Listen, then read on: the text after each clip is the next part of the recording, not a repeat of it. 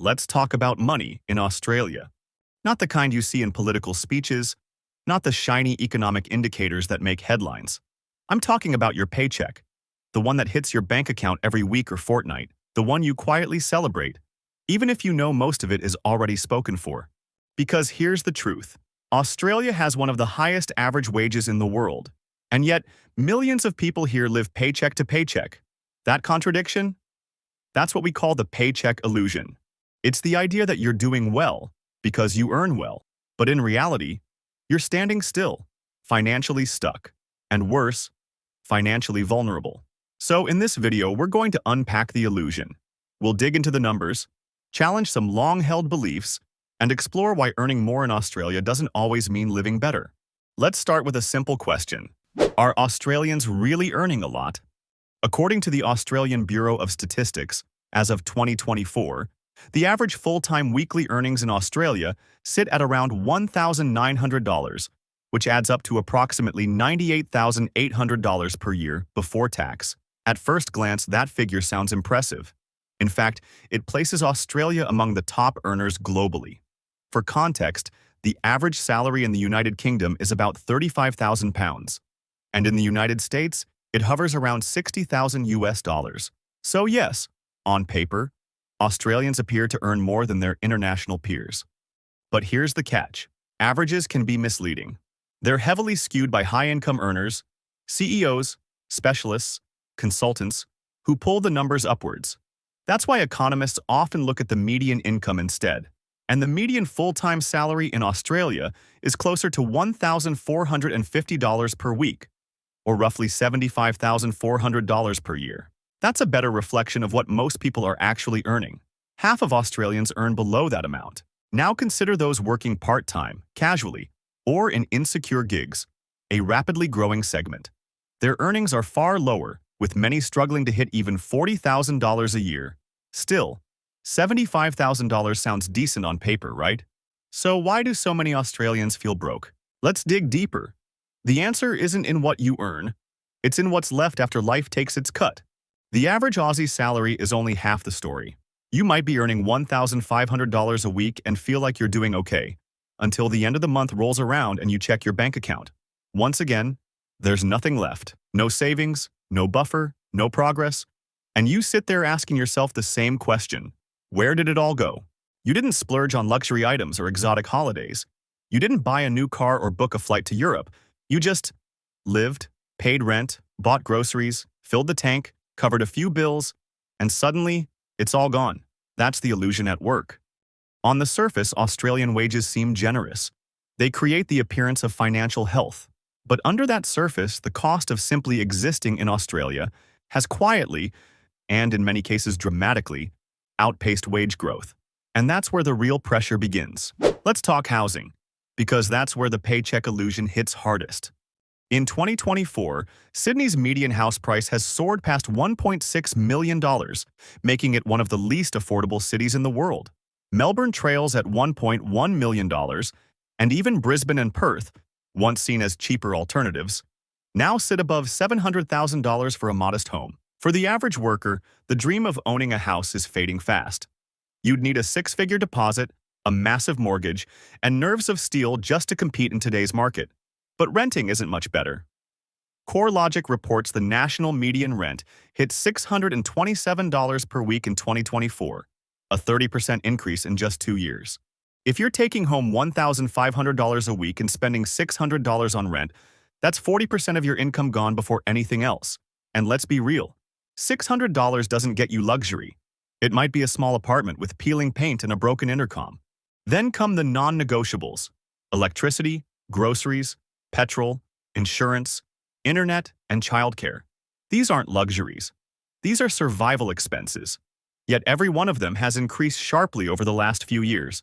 So even if your paycheck looks healthy, once the essentials are covered, there's barely any money left to actually live. So, you earn more, but you spend more. This is where the illusion really kicks in. Australia's relatively high income levels often give off a false sense of financial security. On paper, you're earning well, but in reality, that income is being swallowed whole by the country's high living costs. You're not living large, You're just surviving in a country where everything, from rent to apples, costs more. It's like running on a treadmill that keeps speeding up while you're doing your best just to stay upright. Let's break it down with a real-world example. Say you earn $90,000 a year. That sounds pretty solid. But after tax, you're left with around $68,000. Divide that by 52 weeks, and you're taking home about $1,300 a week. Now start subtracting. Rent, $600. Groceries, $150. Utilities and phone bills, $100. Transport, $80. Health insurance, $50. Childcare or school costs, $100. And debt repayments, $100. You're left with roughly $120. And that's meant to cover everything else. Clothes, savings, birthday gifts, dentist visits, unexpected repairs, even the odd coffee. That money doesn't stretch, it vanishes. Fast. But everyone thinks you're doing fine. One of the most dangerous side effects of the paycheck illusion is social comparison. Because the average salary in Australia looks high on paper, people assume you must be doing well. You drive a decent car, post the occasional beach photo, maybe grab brunch on Sundays. It all adds up to the illusion of financial stability. But here's the catch. Everyone's faking it. We don't talk about money struggles. We pretend. We keep up with the lifestyle we think we're supposed to afford. We dine out, buy new clothes, go on a short annual getaway, upgrade to the latest phone, all while quietly juggling bills, living pay to pay, and often ignoring the growing weight of debt.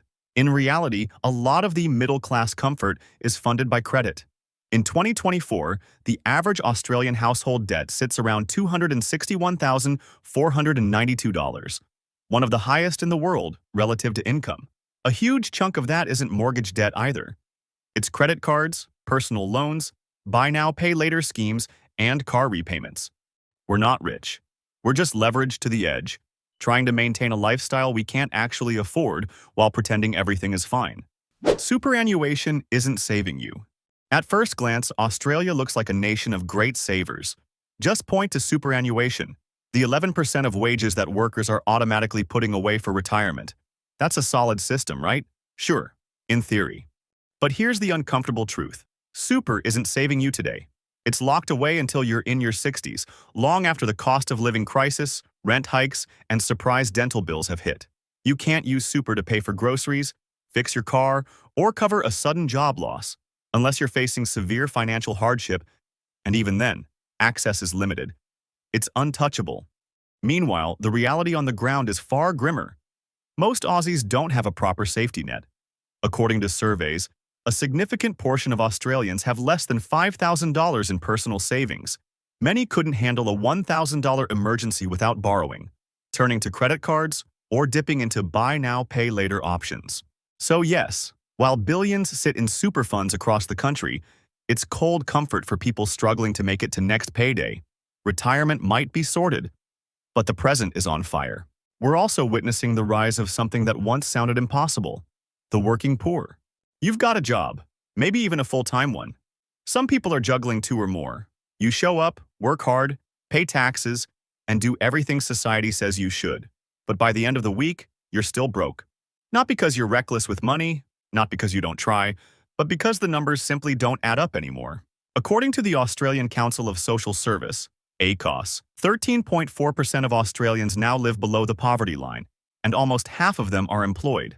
Having a job, once a ticket to stability and upward mobility, no longer guarantees anything. Today, full-time work doesn't always buy comfort.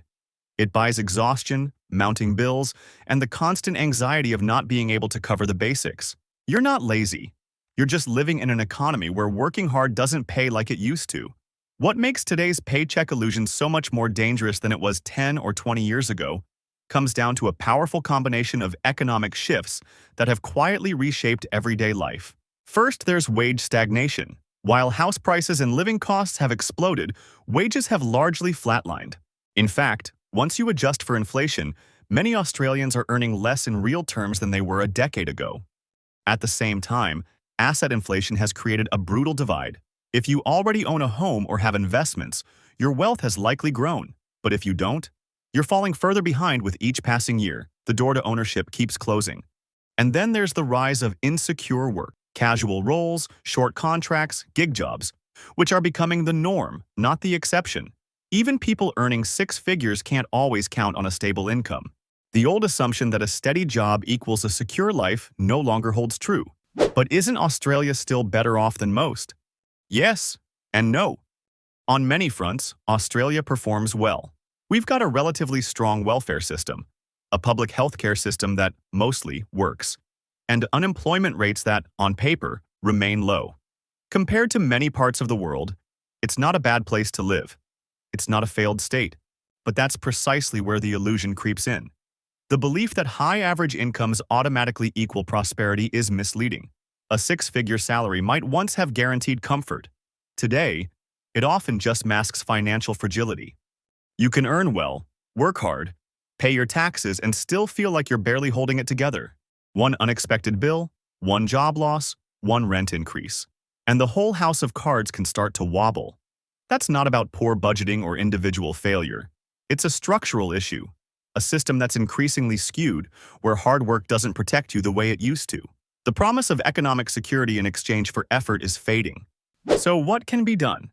Governments can't just point to wage growth and say everything's fine, because if wage increases are outpaced by inflation, rising housing costs, and unaffordable services, then people are falling behind, regardless of what the stats say. What we need now isn't more talk. It's meaningful change. We need genuine wage reform, not just token increases at the top, but real, broad-based wage growth that keeps pace with the cost of living. We need affordable housing policies that go beyond temporary subsidies and first home buyer grants. The solution lies in increasing supply, reining in speculation, and regulating prices to ensure housing is a human right, not just an investment vehicle. We also need tax reform that seriously addresses wealth inequality. That means looking critically at long-protected policies like negative gearing and capital gains tax, and making the hard choices that prioritize equity over political convenience. Finally, we need real support for saving. Financial literacy alone isn't enough if people can't afford to save in the first place. And culturally, we need to stop pretending that a good salary equals a good life. Because for many, it's just not true. If you've ever looked at your payslip and wondered, why doesn't this feel like success? You're not crazy. You're not failing. You're not alone. You're just living in a country where high wages come with high expectations, high costs, and high pressure. The paycheck illusion is powerful. It keeps people quiet. It makes them feel ungrateful for wanting more security, more peace of mind. But you're allowed to question it. You're allowed to want more than a salary that just about covers survival. You're allowed to feel disillusioned with a system that promises wealth and delivers stress. The first step to breaking the illusion? Recognizing it. Because once you see it, you can start making different choices. You can resist the pressure to perform prosperity. You can build a life that's not based on income alone, but on security, agency, and real financial freedom. And maybe, just maybe, we can start having the national conversation Australia needs to have, not about how much we earn, but about how little we're actually getting in return. Thanks for watching. If this video resonated with you, hit like, subscribe, and share it with someone who needs to hear the truth behind the paycheck illusion. Let's talk about the real Australia and how we make it better.